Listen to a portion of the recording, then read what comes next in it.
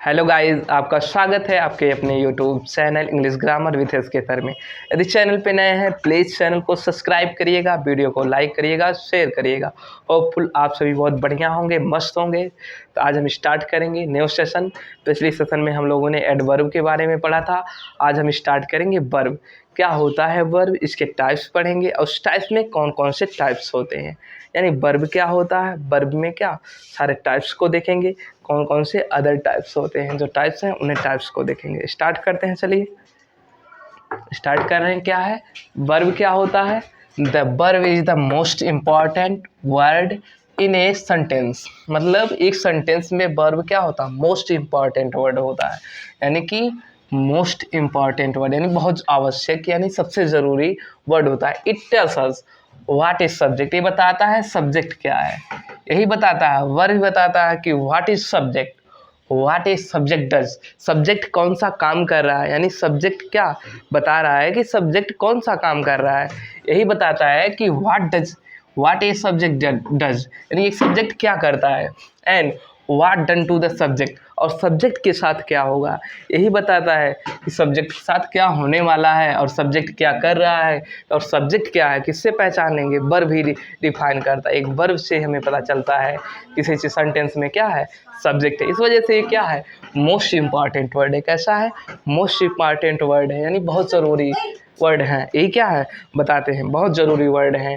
तो क्या the verb is the most important word in a sentence. It tells what a subject is, what a subject does and what it done to a subject, यानी एक subject के साथ क्या होने वाला है। अब टाइप्स ऑफ वर्ब में क्या होता है, फाइनाइट वर्ब। एक क्या होता है, फाइनाइट वर्ब होता है। एक क्या होता है, नॉन फाइनाइट वर्ब होता है। Finite verb, non finite verb. A verb which is limited by number and person on its क्या subject is called the finite verb. क्या ये verb which is limited by number and person on its subject is called the finite verb. इसका mean समझिए कि अगर कोई verb किस पे डिपेंड होती है, एक सब्जेक्ट पे, एक नंबर पे, एक वर्ब, यानी कि एक वर्ब किस पे डिपेंड होती है, किस पे, एक सब्जेक्ट पे, और किस पे, एक नंबर पे, एक पर्सन पे डिपेंड होती है, तो वो वर्ब कैसी होती है, नॉन फाइनाइट वर्ब। यानी फाइनाइट वर्ब होगी। कैसी वर्ब होगी, फाइनाइट। जैसे टॉम रीड्स, टॉम पे डिपेंड कर रही है ये वर्ब। किस पे डिपेंड कर रही है, टॉम पे। अगर इसके अलावा यहाँ दे होता तो यहाँ पे क्या आ जाता, रीड बस आता, रीड। यानी किस पे डिपेंड कर रही है ये वर्ब, सब्जेक्ट पे डिपेंड कर रही है। अगर कोई वर्ब सब्जेक्ट पर डिपेंड कर रही है तो फाइनाइट वर्ब हो रही है, यानी फुल्ली डिपेंड, उसके नंबर पे, पर्सन पे, उसके टेंस पे अगर डिपेंड हो रही है तो कैसी वर्ब हो जाएगी, फाइनाइट वर्ब हो जाएगी।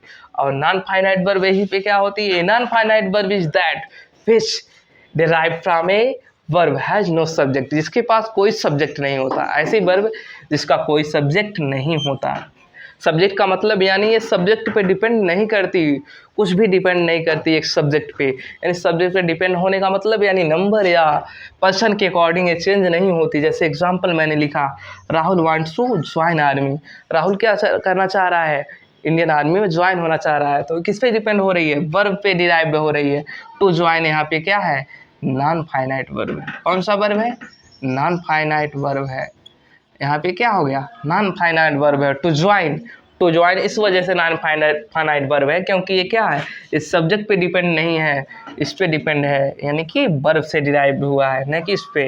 इस पे नॉन फाइनाइट में टाइप्स होते हैं। इसमें हम क्या क्या पढ़ते हैं, नॉन फाइनाइट में जेरंड होता है, इन्फिनेटिव होता है, और क्या पार्टिसिपल होते हैं। यानी नॉन फाइनाइट में कौन कौन चीज़ें होती हैं, जेरंड होता है, जेरंड, इन्फिनेटिव होते हैं, और क्या पास्ट पार्टिसिपल होते हैं। जैसे जेरंड में क्या, आईएनजी, किसी वर्ब में फर्स्ट फॉर्म में, यानी वर्ब में फर्स्ट फॉर्म में क्या कर दें, आईएनजी कर दे, बीच में कोई सेंटेंस हो गया। जैसे कि कोई सेंटेंस, जैसे मैं क्या कर रहा था, आई वाज, मतलब मैं क्या कर रहा था, he goes to school for reading, for reading, मैंने फॉर रीडिंग कर दिया, फॉर रीडिंग, फॉर रीडिंग कहा तो रीडिंग यहाँ पे क्या हो गया, जेरंड हो गया, जेरंड, रीडिंग, रीडिंग जेरंड हुआ। इसका मतलब ये क्या हुआ, ये डिपेंड नहीं किया किस पे, सब्जेक्ट पे डिपेंड नहीं किया।